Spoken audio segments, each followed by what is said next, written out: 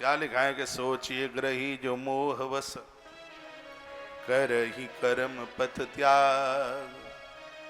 सोचिए जति प्रपंच रत विगत विवेक विराग। इतना प्यारा दोहा है रामायण का, मुझे बहुत मलूक लगा। मेरी उम्र 12.5-13 साल की थी तब मैंने इस दोहे को बहुत ध्यान से पढ़ा, और मेरे जीवन में कुछ विशेष घटनाएं घटी हैं, वो मुझे कंठस्थ हैं बिल्कुल।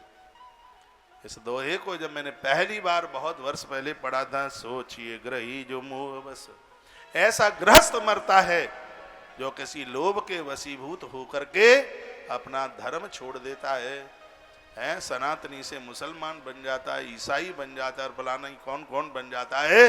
तो उसकी मौत पर सोचना चाहिए कि इसका जन्म क्यों हुआ, धरती पर इसका जन्म नहीं होना चाहिए था। कष्ट सहन कर लेना, कितनी भी आपदाएं विपदाएं चल के आ जाएं, अपने बच्चों को यही संदेश देना, बच्चे अपना धर्म नहीं छोड़ें, क्योंकि सनातन धर्म से बढ़िया कोई धर्म था नहीं, और सनातन धर्म से बढ़िया कोई धर्म होने वाला नहीं है। नहीं तो बाद में पछताने के अलावा और कुछ भी नहीं। अरे जिस धर्म में हमारे पूर्वज पैदा हुए और जिस धर्म में उनकी मृत्यु हुई, गीता कहती है ऐसा धर्म हमारे लिए परमात्मा ही है, वो वंदन करने के लायक और हमें सुख देने के लायक है। अपने धर्म में मर जाना अनवान और शान है। लोभ में आकर किसी के धर्म को स्वीकार कर लेना, ये बहुत बड़ी कायरता है। जिनके बच्चे विदेश में रह रहे हैं वो जरूर सुने इस बात को। मेरी प्रार्थना है आज सनातनी को ईसाई बनने में देर नहीं लग रही है। ये बेटियां खूब ईसाइयों के साथ विवाह कर रही हैं, मुल्लों के साथ विवाह करने में लगी है। ये सब गड़बड़ हो रहा है, बचा लो इसको कैसे भी। प्रार्थना है हमारी। और इतनी इतनी घटनाएं घटती हैं, उनके मम्मी पापा मुझे फोन करते हैं, मैं रो पड़ता हूं, मुझे भारी कष्ट होता है, क्योंकि हम लोग इस सनातन के वृक्ष को सींचने में लगे हुए हैं और ये सब बच्चे पनिया ढार करे देते हैं। ये मंदिर में झुकते नहीं, जूतियां चप्पलें उतारते नहीं है। ये तो कोरोना आ गया और कोरोना चला गया, देश इससे निपट लिया है, लेकिन आज युवा पीढ़ी गड़बड़ हो रही है, इसके साथ निपटना बड़ा मुश्किल हो रहा है। आप माता पिता हैं, छोटे छोटे बच्चे हैं, अभी आपकी बात मानेंगे।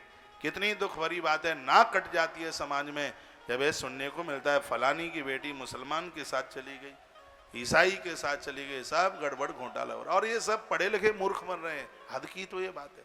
अब ये सब गांवों में नहीं है, लेकिन जो पढ़े लिखे जिन्होंने के लिए माता पिता ने इतना कर्जा निकाल निकाल करके पैसा खर्च किया, उनके ऊपर इतना धन खर्च किया, और ये सब मूर्ख बन गए हैं।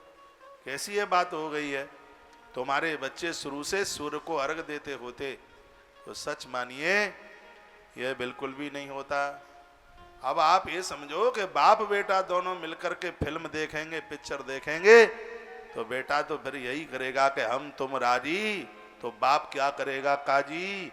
और यदि बेटा और पिता दोनों मिलकर भरत चरित सुनते रहते, कथाएं सुनते रहते, तो कल मैंने निवेदन किया कृष्ण नहीं बन पाते तो अर्जुन जरूर बन जाते, लेकिन कथा तो बैठ के मिलकर के सुनते ही नहीं है।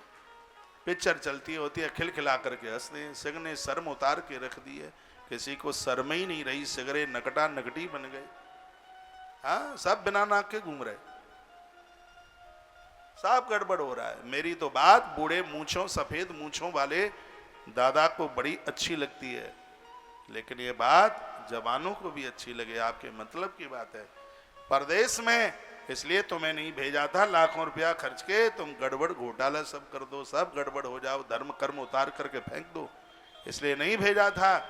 इसलिए भेजा था कि कुछ पढ़ाई पढ़ के आ जाएगा, सभ्य बन करके आ जाएगा और एक नए गृहस्थ का निर्माण सृजन करेगा। लेकिन ये थोड़े ही पता था कि आए थे हर भजन को सो औटन लगे कपास, सब जत्तर कत्तर हो गए, आप शराबी बन रहे हैं, आप लंपट बनते हुए जा रहे हैं। ये बहुत चिंता का विषय है, बहुत ज्यादा चिंता की बात है।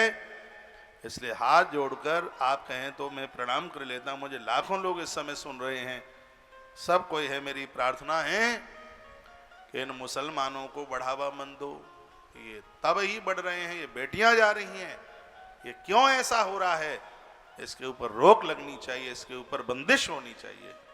ये आप नहीं लगाएंगे तो कौन लगाएगा? ये ध्यान रखो इस बात के लिए। हाँ, ये बहुत बड़ा खतरा है, खतरा के बादल मंडरा रहे हैं। कैसे भी संभाल लीजिए। सोचिए ग्रही जो मोह बस, करहि कर्म पथ त्याग। जो मोह के बस होते हुए और अपने धर्म को तिलांजलि दे रहे, गुरुदेव वशिष्ठ कहते हैं कि उनकी मौत पर सोचना चाहिए, इनका जन्म क्यों हुआ? इनका जन्म बिल्कुल नहीं होना चाहिए था।